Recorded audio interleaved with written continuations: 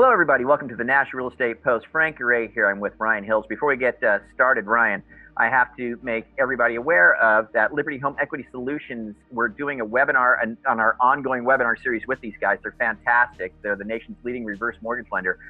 This webinar coming up on the 16th is getting reverse mortgage leads. How to get reverse mortgage leads. That's what the webinar is going to be on. And what's really cool about working with these guys, I don't know if you're aware of this, Ryan, but these guys allow you to participate in reverse mortgage at any level. I mean, literally, you could get leads in and just send them over and get paid for it, or you can actually do the deals or even fund the deals.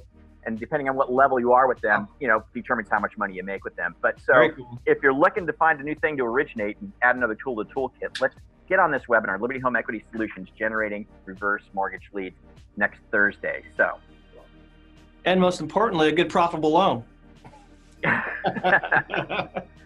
So let's get started. So Frank Ray here with the National Real Estate Post. I have Ryan Hills with me with the resource.tv.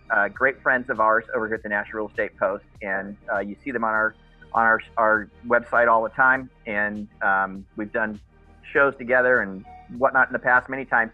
I want to talk about the big deal right now. Obviously, Ryan, is Zillow, announcing that they bought this little mortgage company that did 4,000 transactions in a year. Everybody's in an uproar about it, and as they should be, in my opinion. So the on the one side, we've got Zillow saying to the salespeople out there, the real estate agents, the mortgage people who they're gathering money from, who are sending them all the money, saying this is a little thing, this isn't that big of a deal. It's just going to be on the open offer stuff, tiny little market areas. It's not that big of a deal, okay? And so we will obviously continue to pour money into the Zillow bucket, right? Which is happening like crazy, like billions of dollars is getting poured into Zillow from real estate agents and mortgage companies, okay, and mortgage originators. Now, however, Ryan, we had talked earlier, and I saw that yesterday. Yesterday. Bloomberg got the CEO of Zillow on television and asked him what was going on, because their stock prices were down 15% yesterday, even after the announcement of acquiring this mortgage company. And there was a couple of quotes. Let me read these quotes, Ryan, and you can just extrapolate from there on what your thoughts are. And these are really important quotes, you guys, real estate and mortgage people. Listen very carefully, because on the one hand, Zillow speaks to the salespeople that are sending them all their money, the realtors and loan officers, saying one thing. But when the CEO, Spencer, is on Bloomberg, who do you think he's talking to there? He wants to make sure what's being heard there shareholders is resonating with the shareholders. So he's sending a different message there than we might be hearing on the street level from the Zillow salespeople that are asking for our money. And this is a couple of quick quotes, okay? Then we'll talk about this. With respect to the mortgage company, he told this to the interviewer: 150 million people come to Zillow every month. A lot of them want mortgages. Okay? Now that doesn't tell me this is a little thing we're doing just on the open offers thing, right? That's not what he said there. Okay. And with respect to open offers, the interviewer said something to the effect of, how's that flipping thing going or whatever? And Roscoff got a little taken back by that. And he goes, no. He goes, it's not flipping. He says, this is what open offers is. Remember, this is what he wants the shareholders to hear. It's not flipping. It's a service to a seller. What we've seen in the data so far is this is broadly appealing, check this out, to nearly every homeowner, check this out, that wants to avoid the hassle of selling a home traditionally, okay? Then he goes on to say is, what we've seen in the data so far is that $2.5 billion of real estate have asked us, that being Zillow, to bid on it.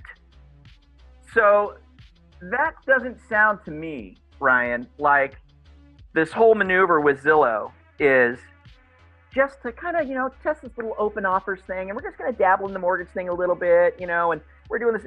This sounds to me like they fully intend to do mortgages, to present mortgages to 150 million people a month that come to their website, and to provide this hassle-free service to home sellers across the country. Your thoughts? Yeah, those two comments are very telling to the future. And guy's really smart. The hassle-free, I call that inception marketing, where he just planted a little seed for everybody that watched that interview, that it's a hassle to sell traditionally.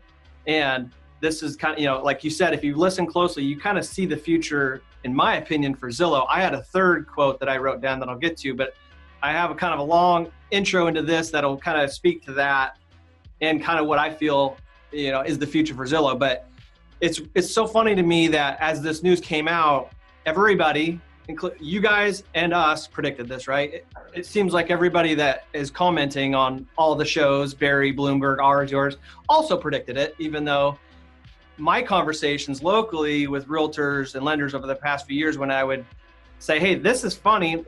I could go back a few years and pull up a show. It was called like The Irony of Zillow, where we talked about, it's so crazy that we're financing our eventual demise. Right. And people are like, no, it's crazy. And to me, I stepped back and I was like, out of body experience. I'm watching these lenders and realtors basically just respond in a self-preserving manner. Oh, that could never happen. That could never happen. Right. Sitting there paying Zillow, and it was such a weak, self-preserving answer. Like, you guys really think that they will not go for the big money? Which is the quote that I wrote down. We make money selling advertising to realtors, right, and lenders, but we make a lot more money, which is almost verbatim what I said 2 years ago, selling a home, or he was talking about now mortgages as well. Wow. That's exactly the plan. And it's crazy to me that people are acting surprised since everybody predicted it, but that's the plan. And what do big corporations do when they have an idea or a thought? It's a term we all know, proof of concept, right? Right. So it makes a lot of sense that they would start this with Zillow Instant Offers. Yeah. Right? Everybody's like, well, and even Zillow right now is like, no, realtors and lenders are still important to us because it's only for this small segment of our business, which is the homes that they buy and sell. If you really look up Zillow Instant Offers, it's only if they want an offer from Zillow. Like, I would reach out to them, they'd give me a quote on my house if I agree to it, which I'm sure is like 15% below market value. Right. And they'd give me cash, and then they would sell it.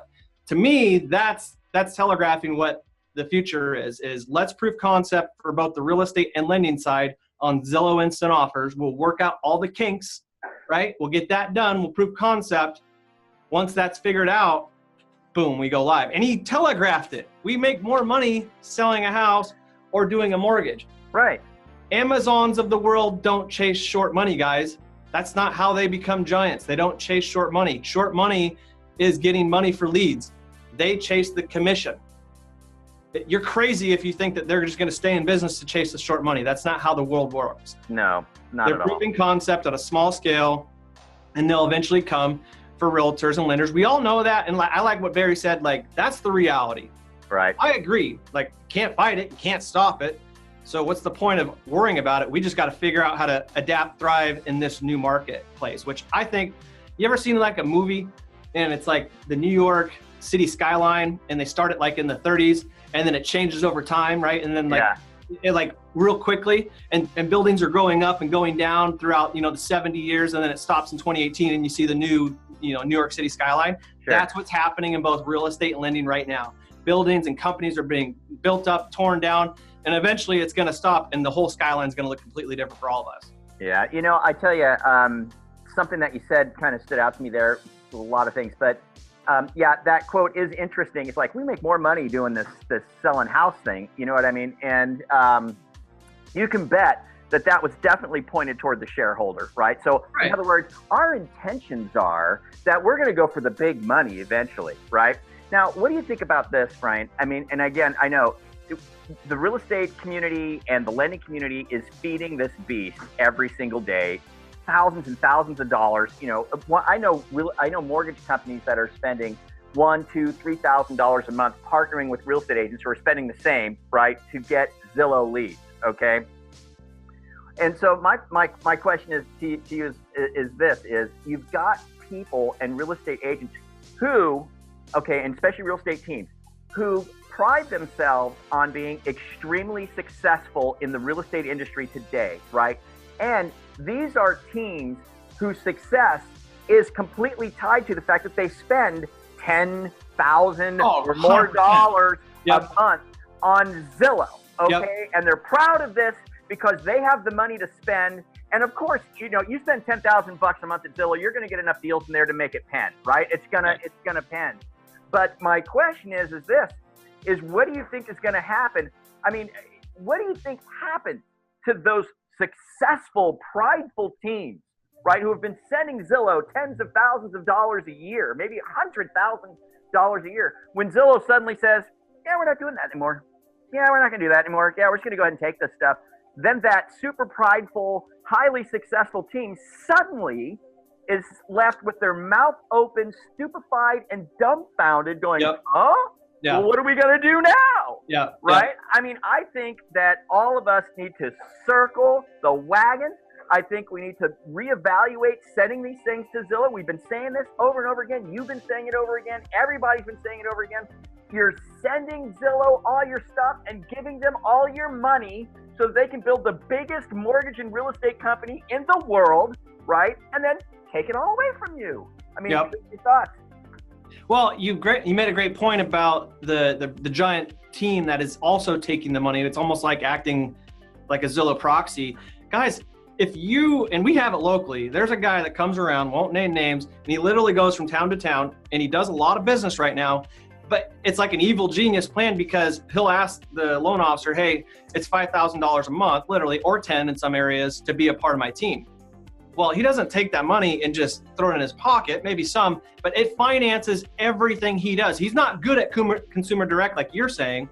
He's paying a Zillow or Boomtown or whoever else to get all of those leads, and it's financed by all of the lenders that are the suckers. I call them ATMs, that are willing to just pay them. That's not a good relationship, first of all. No. And second of all, you're 100% right. They don't have the know-how. They're leveraging somebody else's know-how. Right. And you're financing it.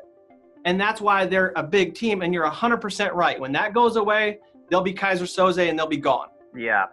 So exactly. Does that sound like a good long-term plan for the lenders that bought into that sucker? I'm sorry, that's a sucker plan if you did. I'm not. I mean, my position right now with this new news, and based on what Spencer said on Bloomberg, that there's 150 million people that come here a month and they all need mortgages, or some of them might want a mortgage. Based on that, if I'm a loan officer right now, retail loan, and I'm participating with real estate agents and Zillow leads, I'd stop that right now. You're literally giving money to the company that said, I got your people anyway. We talked about this earlier. I guarantee you, in your pipeline right now, in your whole company, Ryan, I bet you every single borrower in your pipeline in your company right now has gone to Zillow.